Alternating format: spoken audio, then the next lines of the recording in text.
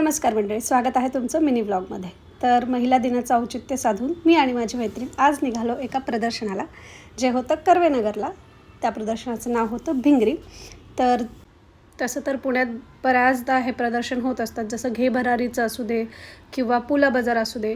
पण ह्या वर्षीचं प्रदर्शन खूप खास होतं, कारण हे महिला दिनानिमित्त होते आणि सगळे स्टॉल्स ओनर ज्या होत्या त्या महिला होत्या, ज्यांनी स्वतःच्या हाताने काहीतरी बनवून ते प्रदर्शित करण्याचा प्रयत्न केला होता।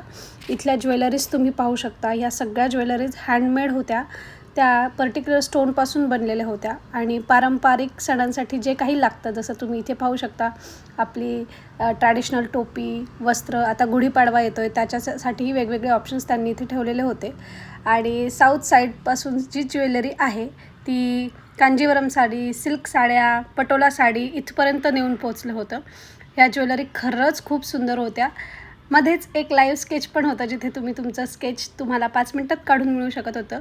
आणि ह्या वर्षीच्या प्रदर्शनाची खासियत म्हणजे इथे अशा साड्या होत्या ज्या हँडमेड किंवा ज्यांच्यावर हाताने पेंट केलेलं होतं, जसं तुम्ही इथे पाहू शकता।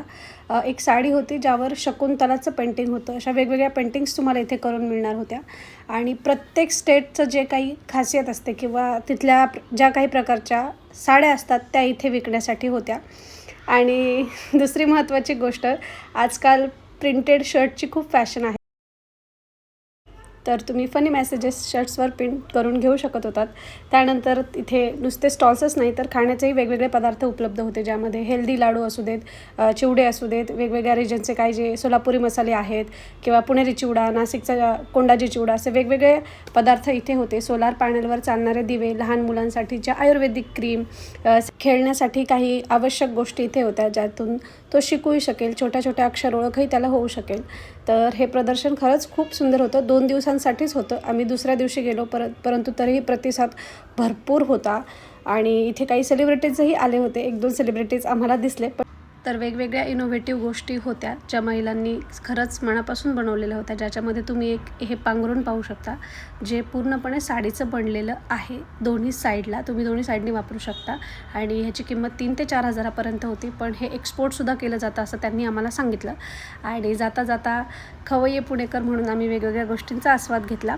तर इथे कुकिंग कॉम्पिटिशनही होती, जिथे बरेचसे जे स्पर्धक होते, सगळ्या वयोगटातल्या स्पर्धकांनी इथे भाग घेतला होता। त्यांना घरून पदार्थ करून आणायचे होते आणि मग ते इथे प्रेझेंट करायचे होते, त्यालाही आम्ही भेट दिली। पण जजेसचा निकाल जाहीर व्हायला वेळ होता, म्हणून आम्ही टाटा बाय बाय केलं आणि निघालो। भेटूया असंच काहीसं नवीन घेऊन। धन्यवाद। जय महाराष्ट्र।